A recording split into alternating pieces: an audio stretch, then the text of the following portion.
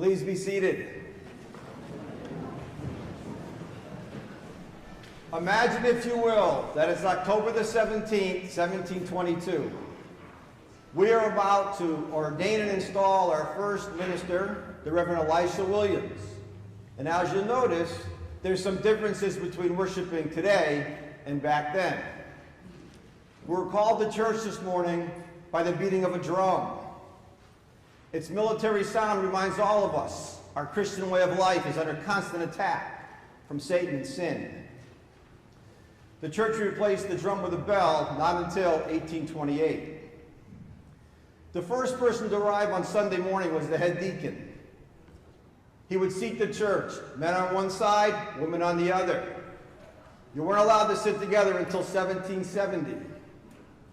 He would seat you based on your wealth, your age, your parentage, and your usefulness. Yeah. At the original church, they never finished the gallery, the upper floors, but the stairs leading up to it were completed. So all you children here today, that is where you would sit during the worship service, on the stairs. And since services were so long, many of you would take a nap. That was permissible. Sunday school didn't start in the church until 1816, when Reverend Brace decided that he was going to meet with the young people between the morning and afternoon services. He would have you memorize Bible passages in hopes that you would go into either the ministry or missionary work.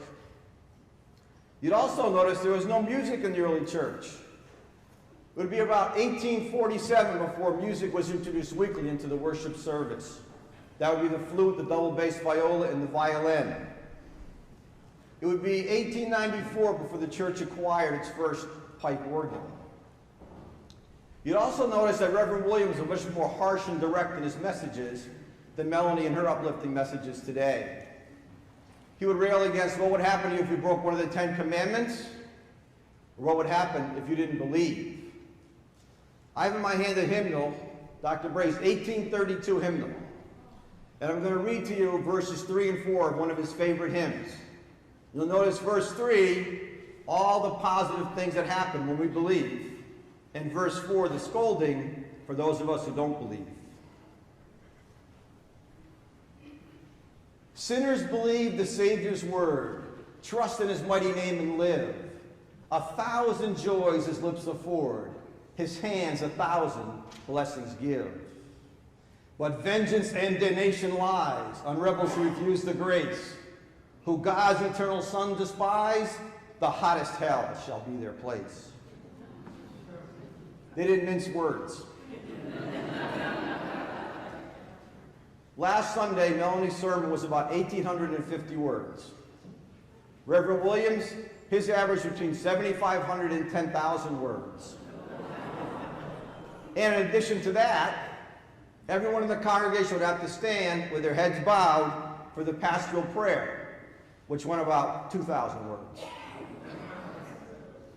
If you didn't get your fill of church on Sunday, there was always a Bible study available on Thursday nights.